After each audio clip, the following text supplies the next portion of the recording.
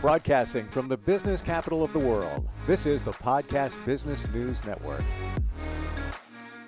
Hey, welcome back, everybody. I'm so gratified to see that people are finally reading books again. I don't know what happened. Maybe it was that downtime during COVID and people got reinterested in it, but just great. You know, books are more popular. They're getting more popular as they were back in the day.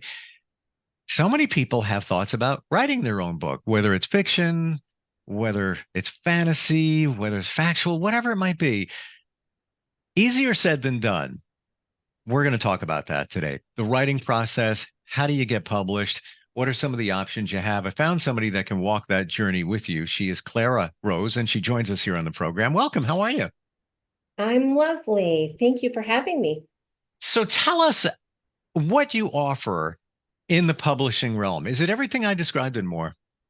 It actually is like the full package. So most people come to me with an idea for a book. Like I've always wanted to write a book, or everyone tells me I need to write a book. So they come with an idea and no clear path to get it done.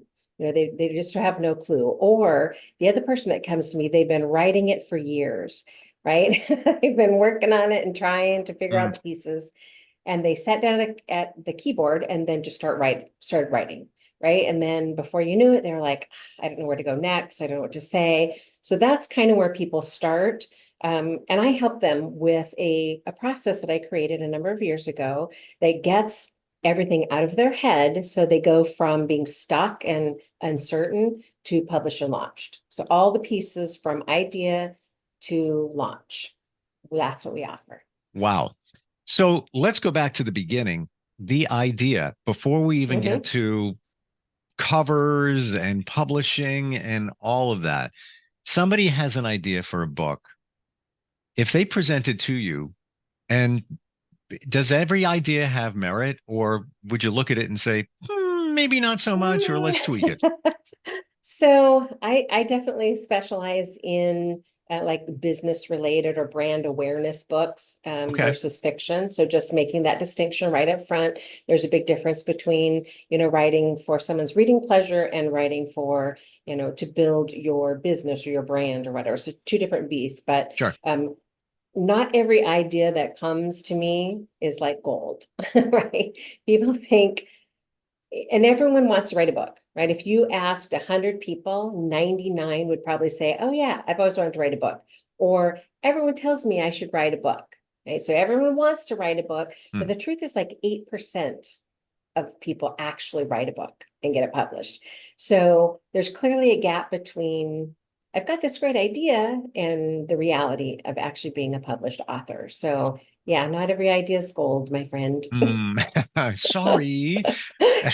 Somebody said to me 2 days ago, you should write a book about, my broadcast journey and all of that. I'm like, yeah, no. It might be interesting, but it just depends. And then of course my brand is very specific. So I don't take on every type of project that comes my way, even if it is a good idea. Does every book start with the same foundation? Absolutely. Absolutely. And in fact, I created something, it's been a number of years since probably 2017 when I first created it. I call it the brainstorm and blueprint.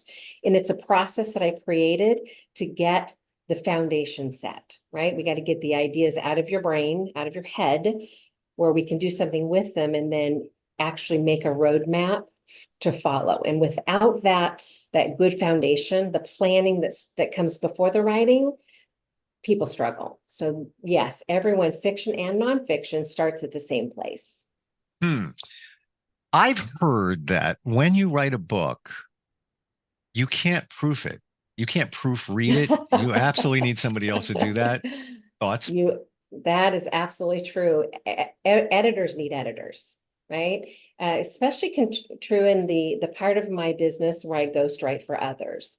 So if someone comes to me and says, I have this book idea, I want to write this book, but I don't have the technical skill or the time or the desire, I want you to ghostwrite it for me. So then my job, of course, is to write it to sound like them, write it on their behalf, but it sounds like them, and then they get author credit for it. So that's ghostwriting. So when we do that, it's super important that I get an editor to follow along behind me, because I'm going to read what I think I wrote, not what I actually wrote. And the same is true for any writer. Where you're the one writing it, you will, when you read it, you read what you think you wrote. And a good example of that is those little things that go around social media where it says, if you can read this, you're a genius, right? But most people can read it and it's backwards. It's because our brain can figure that out. So our brain does that to us when we write something. When we read it back, we're going to read what we think we wrote, not what we actually wrote. So let's fast forward a little bit and we can circle back on some of these, but let's say that somebody has an idea for a book. It's not a fiction book. It's, let's say, self-improvement book. Somebody's a life coach, whatever. They come to you, you help them with the book itself. I know you offer ghostwriting services as well. Okay. Yes. So if they're interested in ghostwriting. Got it. So now, how do we publish? What's next there?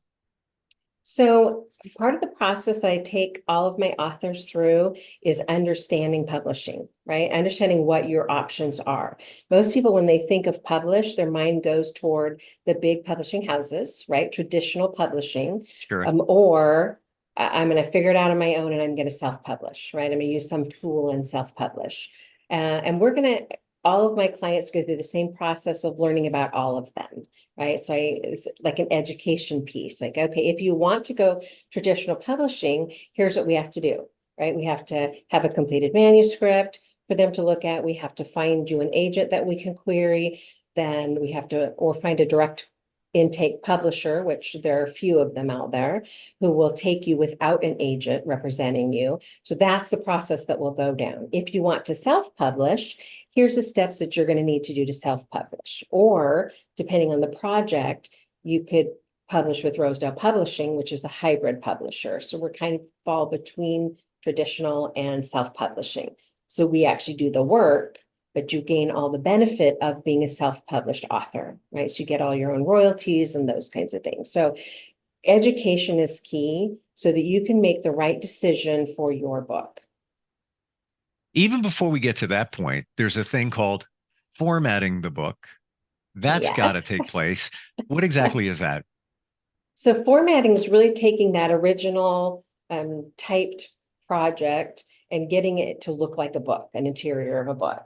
So when you look at the interior of a book, you see that it's laid out by chapters and that there are margins on each side of the page. And there's, a beginning and ending of the book, the front matter and the back matter. So there's all the pieces that actually become the final book.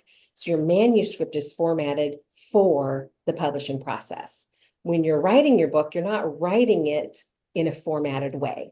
And my process in particular, I don't know how other editors and publishers do it, but my process has us doing each chapter independently as its own little ecosystem. So then all that needs to be pulled together into a final manuscript before we can load it to any publisher or send it off to anybody. There's a lot involved here, I believe, that many of us don't see. And that's why it's only about 8% of us have a book published, because not only does it have to be written either by a ghostwriter or yourself, it has to be proofed. Is editing the same thing as proofing? No, they're not the same process. So an edit comes in different forms. So the first edit that I do with my clients when we do co-writing, not ghostwriting, but co-writing, right? They actually do the writing and I assist them, as I do a developmental edit. And that's an edit that's kind of a deep dive. So I'm looking at everything from sentence structure to grammar to cohesiveness, right? Part of the reason we do that blueprint is so that you stay on task as you're writing the book. So I'm checking for all those little pieces that really do matter if you want a completed project that people are going to be able to read and follow and understand, right? So that's developmental editing. And then once it comes into the manuscript form, then we actually have somebody else look at it who looks at it from kind of a high overview, right? So that's another edit. And then once we get a proof copy in our hot little hands, then that, because this may surprise you, but once it's in book form, you find things, you see things you don't see when it's digital.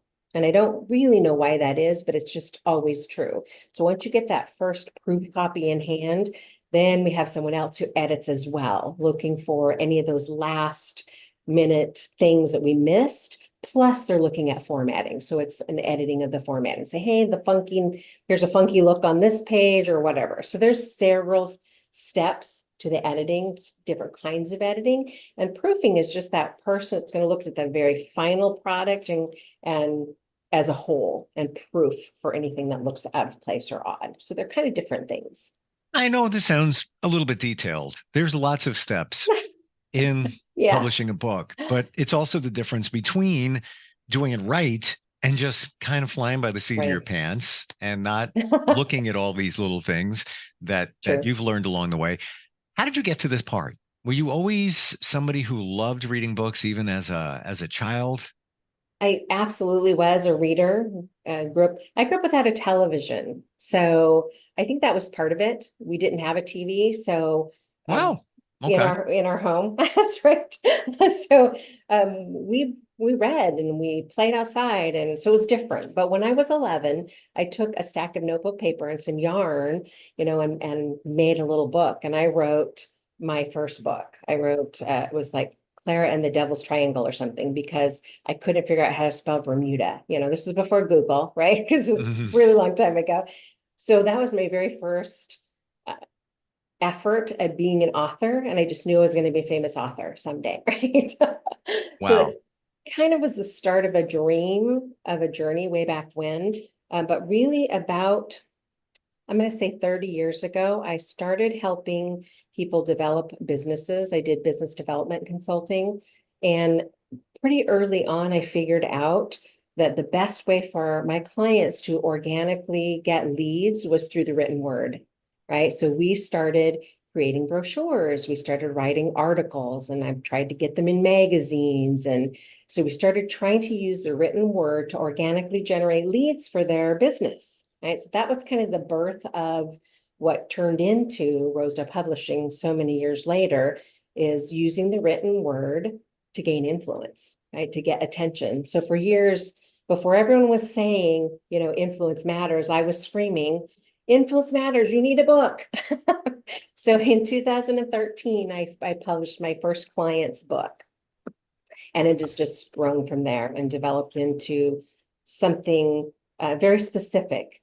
Over the years, as I get older and my business has been around longer, I stopped doing the pieces that I don't like, right? If I don't like that part, I just have somebody else do it. And I just do the pieces that I love, and has become something I'm passionate about, I guess.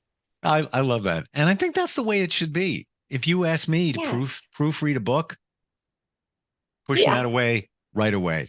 I'm not good at it. I'm not. I admit it. I get other people, hey, take a look at this, sir. You see anything? It's just not my thing. It personally, it bores me. I have to be creative.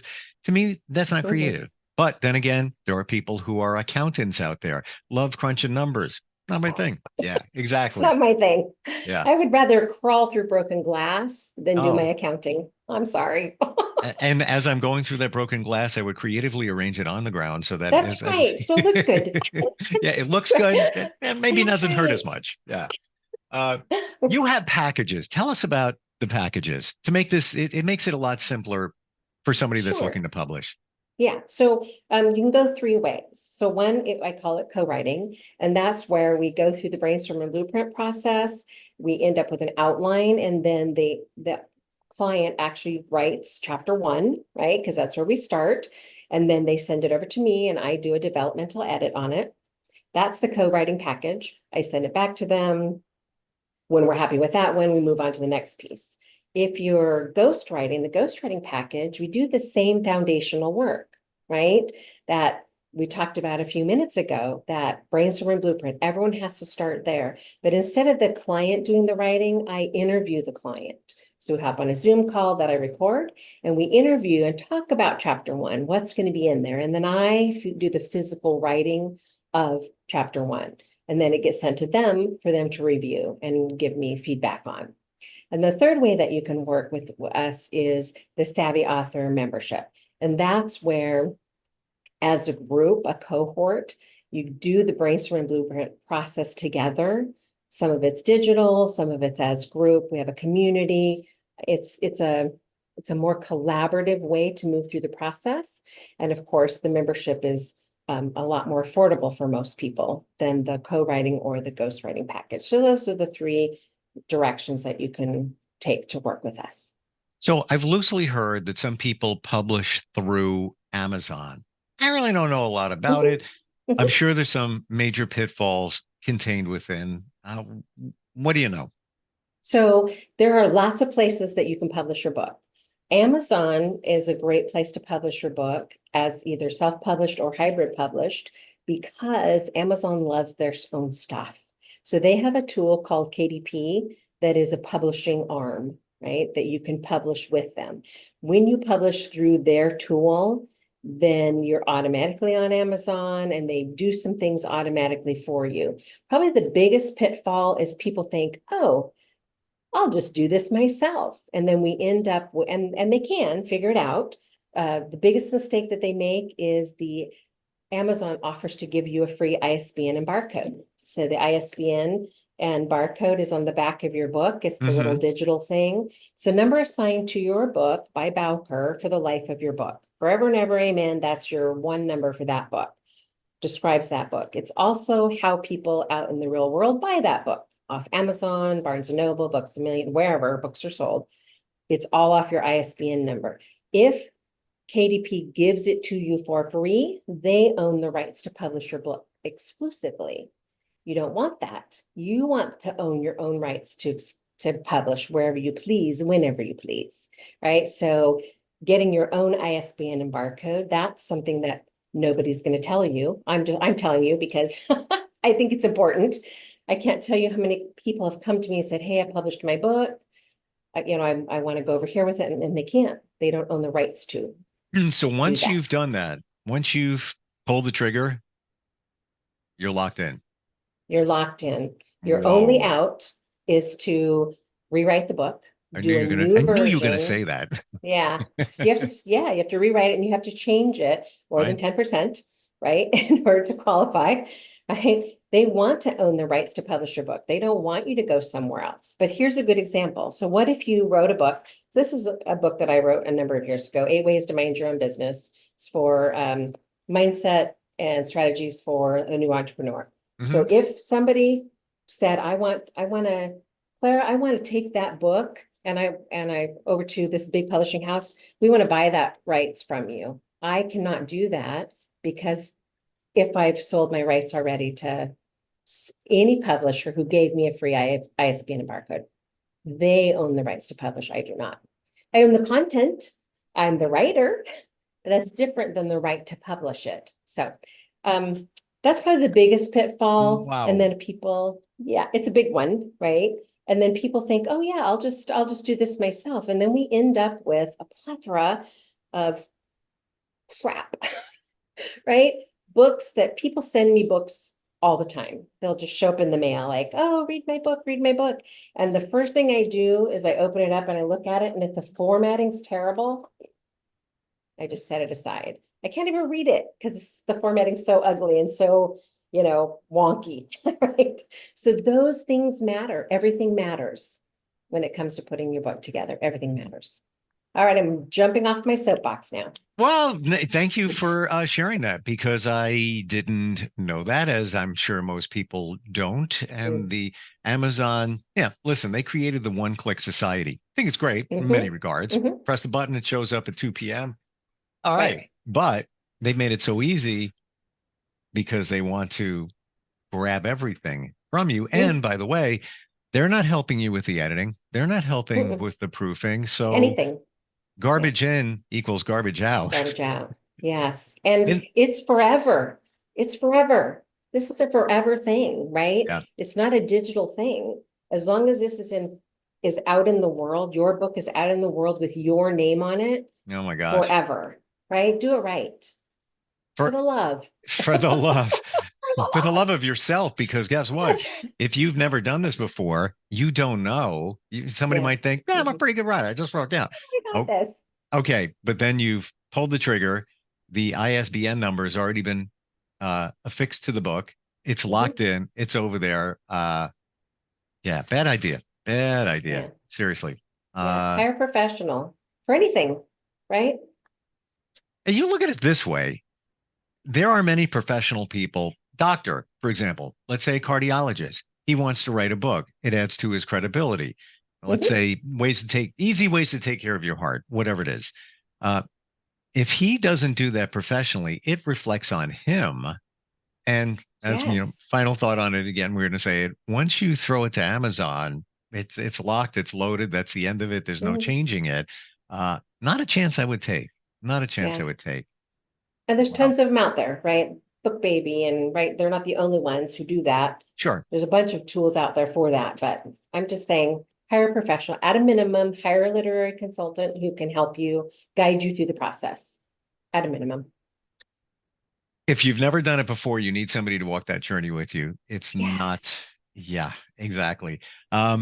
The type of people you work with, would it be that doctor who says, you know what, I want to write a book? Would it be the cosmetic surgeon? Would it be somebody maybe thinking about a self-help book, like a life coach? I have had tons of life coaches, chiropractors, doctors, anyone who has a business, ministry, cause, or brand, and they want to build some influence around that and use it as a tool in their business.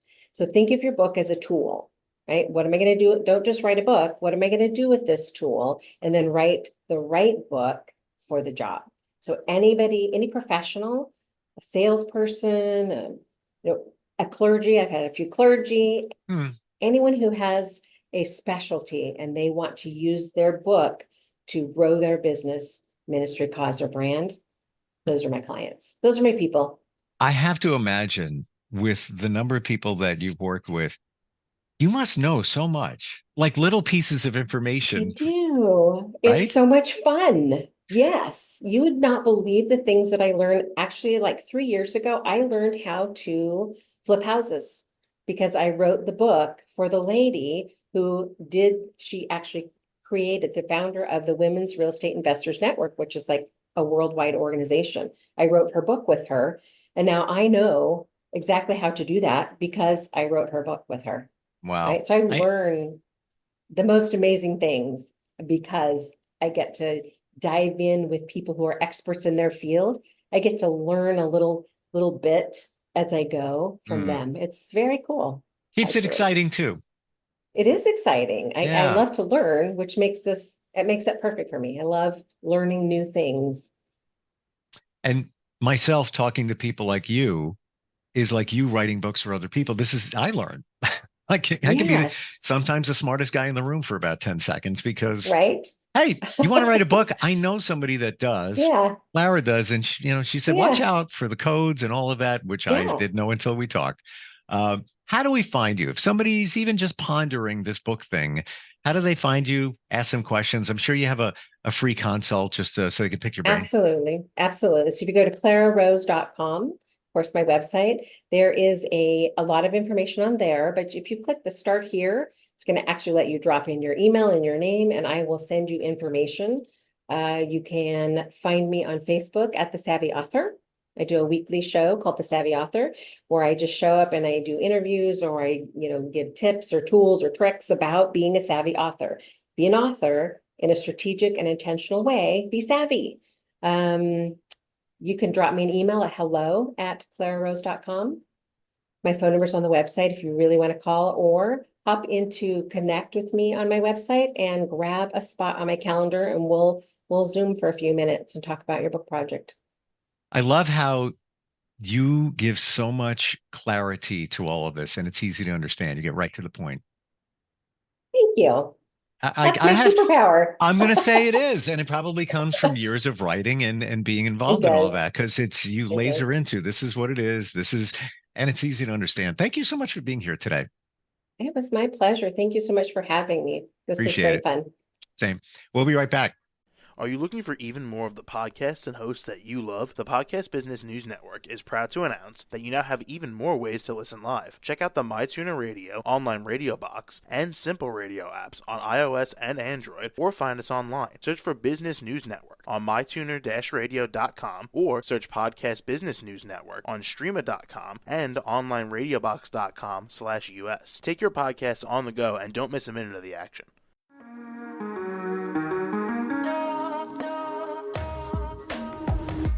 Broadcasting from the business capital of the world, this is the Podcast Business News Network. For nearly 2,000 severely injured veterans, everyday life has become filled with barriers. Day-to-day simple tasks can become pretty daunting. I have to carry my chair up 2 flights of steps or have somebody do it for me. What scares me the most is just the falling. When I'm struggling with my house, I think, to have that one great barrier just knocked down, it's crucial. Home for Our Troops is a wonderful nonprofit that builds a Mortgage-free, fully adaptive, handicap-accessible house. And there's no catch. It'll be our very first home that we've ever owned. This is a game changer. This is where your life begins again. We need you to join us in completing this important mission. Please visit hfotusa.org and help build homes and rebuild lives. Because of you, everything's going to be okay.